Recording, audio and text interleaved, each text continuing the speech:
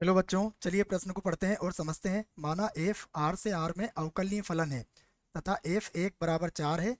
और उसके बाद हमें दिया है लिमिट एक्स का मान एक की ओर अग्रसर और समाकलन दिया है जिसकी सीमा 4 से एफ एक्स है। और उसके अंदर लिखा है 2t/x-1 dt का मान है यदि एफ डैश एक बराबर कितना है, 2 है। और इसके लिए हमें विकल्प दिए गए हैं 16, 4, 8 और 2, और हमें इनमें से सही विकल्प का चुनाव करना है। प्रश्न को हल करने से पहले हम प्रश्न के लिए मुख्य अवधारणा लिख लेते हैं बच्चों। तो प्रश्न के लिए मुख्य अवधारणा जिसकी सहायता से हम इस प्रश्न को हल करेंगे। तो प्रश्न समाकलन से संबंधित है बच्चों। तो यहाँ पर हम लेबनीज प्रमेय का उपयोग करेंगे। मैं यहाँ पे लिख देता हूँ लेबनीज प्रमेय। लेबनीज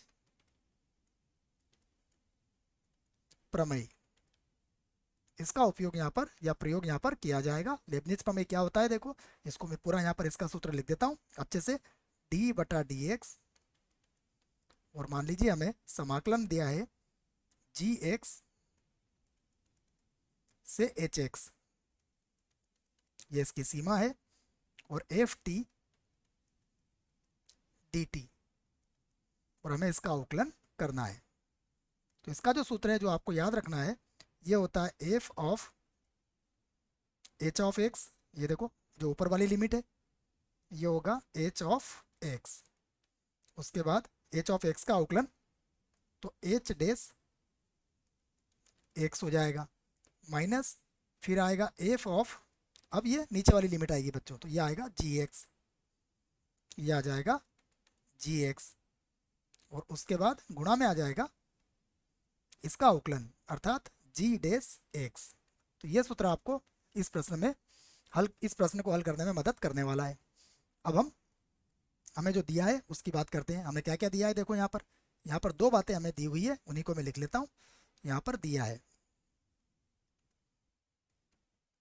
सबसे पहले हमें क्या दिया हुआ है कि एफ एक का मान, एफ एक जो है वो किसके बराबर है, 4 के बराबर है।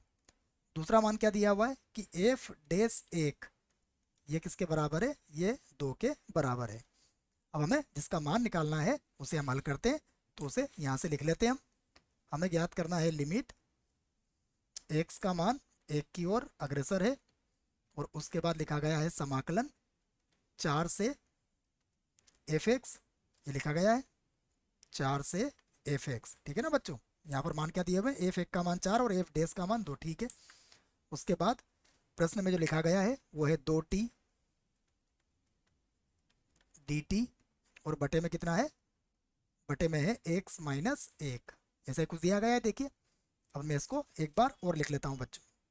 तो यहाँ से लिख लेता हूँ मैं इसको, लिमिट x का मान एक की ओर अग्रसर, यहाँ पर फिर से हो जाएगा समाकलन 4 से एफ एक्स, उसके बाद है 2t dt, और बटे में लिख देता हूँ मैं इसके x-1।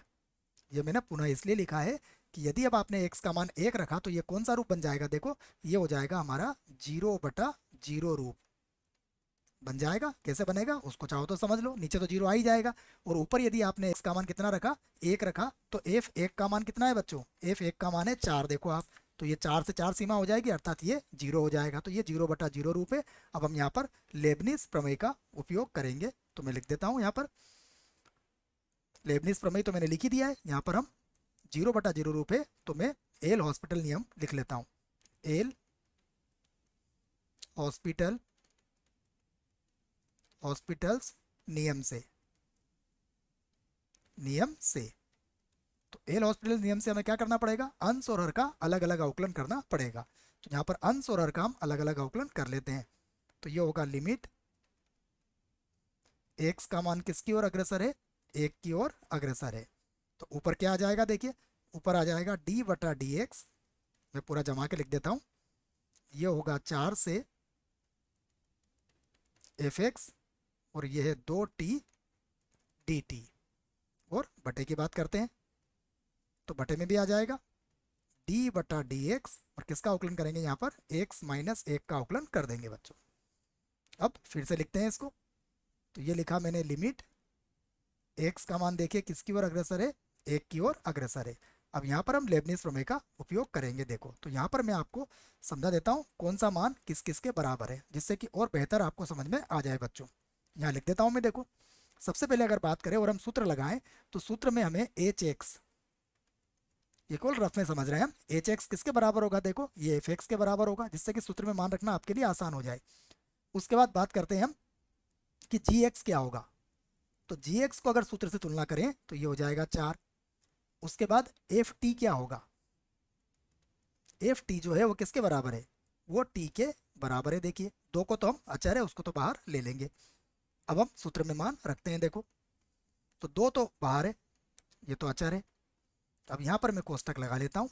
सबसे पहले मुझे क्या लिखना है, देखो सबसे पहले मुझे लिखना है एफ ऑफ एच एक्स। मतलब ये हुआ कि जो एफ का मान है, देखो यहाँ पर हमारे पास क्या है टी, तो और ये किसके बराबर है, टी के बराबर है। तो इस टी की जगह पर यहाँ पर समझेंगे तो टी की जगह पर मुझे क्या रखना है, एफ एक्स रखना है बच्चों।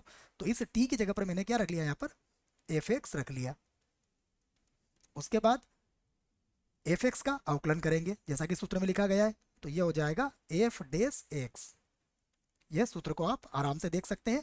यहाँ पर देखो ये एफ और एच एक्स, अब एच एक्स जो है वो हमारे पास किसके बराबर है, एफ एक्स के बराबर है। तो टी के स्थान पर क्या रख लिया हमने, एफ एक्स रख लिया है।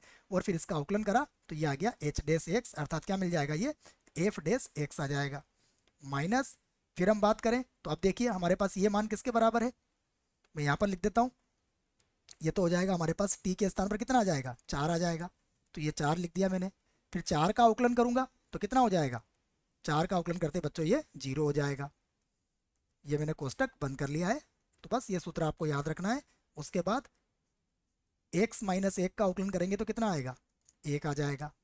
अब आप x का मान 1 यहाँ पर रखने के लिए तैयार है, रख दीजिए बराबर, यहाँ पर तो है 2। और उसके बाद यहाँ पर देखिए एफ एक्स, एक्स का मान 1 रख रहा हूँ मैं, तो ये बनेगा एफ एक, ये हो जाएगा एफ डेस 1 के बराबर।